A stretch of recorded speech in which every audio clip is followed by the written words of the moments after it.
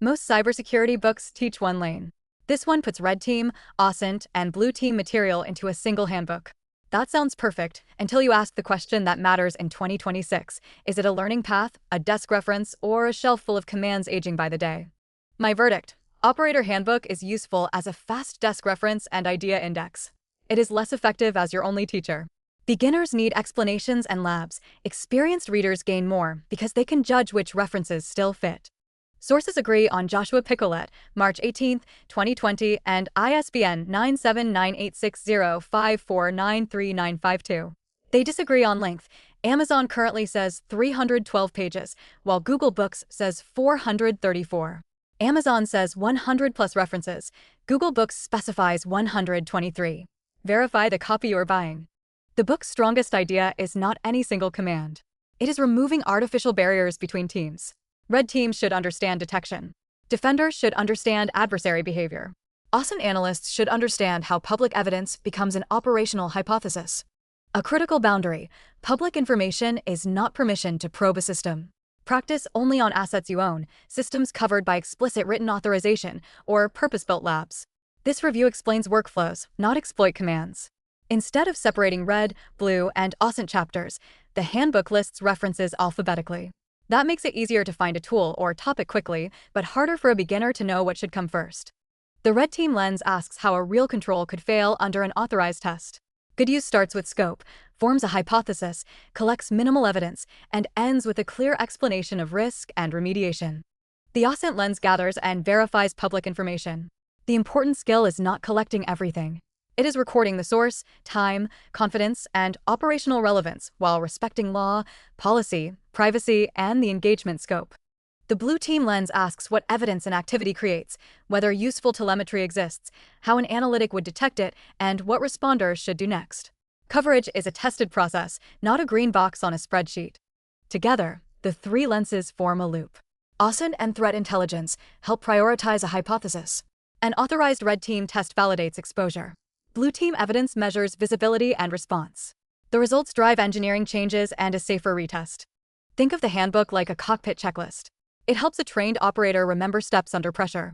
But a checklist does not teach aerodynamics, judgment, or emergency handling. The book supports competence. It does not create competence by itself. Reading it front to back gives broad exposure and reveals unfamiliar topics. Use this approach when you need a map of the field. Do not mistake recognition of a command or tool name for practical understanding. Lookup mode is where the book fits best. Find the relevant reference, then verify the current syntax, platform version, permissions, output, and side effects in official documentation before using it in an approved environment. A team can convert a useful reference into a controlled checklist: prerequisites, scope, decision points, expected evidence, stop conditions, cleanup, and reporting. That transformation adds the operational context a compact cheat sheet cannot carry. Beginners should pair the handbook with guided labs and current explanations. Everyone should pair it with official product documentation, organizational runbooks, and maintained frameworks such as MITRE ATT&CK, whose content continues to change. Imagine Northstar Logistics launches a supplier portal. The review team has written authorization, a test tenant, named contacts, and agreed stop conditions. The goal is to evaluate exposure without touching real suppliers or production data. The OSINT Pass inventories approved public domains, certificates, cloud services, job postings, and documents. Each observation gets a source, timestamp, confidence level, and likely owner. Personal data unrelated to the objective is excluded. Suppose the inventory suggests an older authentication gateway protects the portal. The team does not assume it is vulnerable.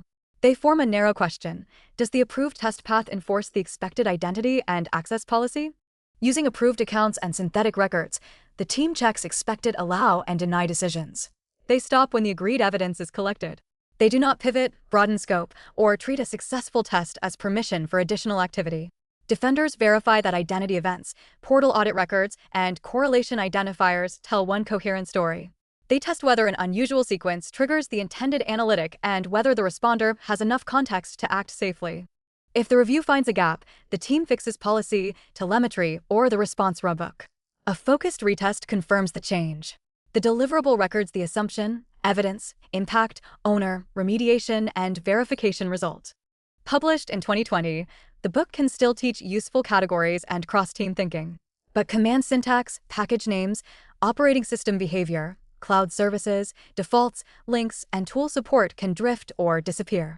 MITRE describes ATT&CK as a knowledge base of adversary behavior based on real-world observations. It can support red team planning, threat intelligence, detections, and assessments. MITRE also warns against treating the matrix as a completed checklist. For a specific tool, operating system, cloud service, or security product, official documentation and release notes should answer today's implementation questions.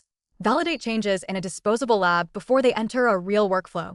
Your runbook must contain facts a published handbook cannot know: authorized assets, data sensitivity, approvers, evidence locations, escalation paths, maintenance windows, stop conditions, and recovery procedures. That local context is what makes a reference operationally safe. The most common mistake is blind copy and paste. A command may require elevated privilege, expose secrets, alter state, generate noisy telemetry, or behave differently by version. Understand inputs, outputs, side effects, rollback, and scope first. Finding an asset in a public source does not authorize scanning, login attempts, or validation. Record it, verify ownership through the approved process, and request a scope decision. Discovery and testing are separate permissions. Collect the minimum evidence needed for the objective. Protect it in transit and at rest, restrict access, document provenance, and follow retention rules. Do not paste secrets or personal data into notes, tickets, chat, or shell history.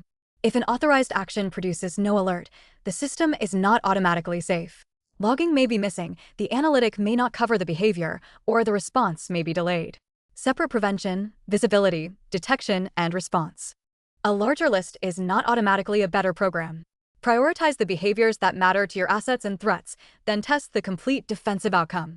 Framework coverage without telemetry quality or response capability creates false confidence. The handbook is a good fit for practitioners who want one physical cross-team index, learners who already use guided labs, and team leads who want prompts for purple team discussions. It is especially useful when it sparks a better question. Delay the purchase if you need a structured first course, detailed conceptual explanations, or step-by-step modern labs. Start with foundations and safe practice, then use a handbook when you can evaluate its references instead of merely recognizing them. Use the handbook for recall and breadth. Use a structured course and lab for skill building. Use official documentation for current implementation details. Use local runbooks for authorization and response. No single resource replaces the others. For each reference, answer 4 questions. What problem does this address? What prerequisites and risks exist? What evidence would defenders see? And which current source verifies the details? Then practice only in a lab and write a short defensive note. Before buying, verify that the listing is the Joshua Picolet title with ASIN B085RR67H5 and ISBN 9798605493952. Confirm the selected format, seller, current price, and availability. The supplied short link was invalid during production, so use the verified paid link in the description. Operator Handbook remains a useful 2026 desk reference when you treat it as a map, not an autopilot. Its durable value is cross-team thinking.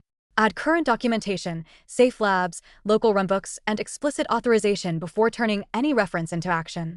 If this helped you decide where the book fits, read the full CipherVibe guide for the comparison, practical workflow, sources, and affiliate disclosure. Learn the why behind the reference, verify what changed, and build security that teams can actually operate.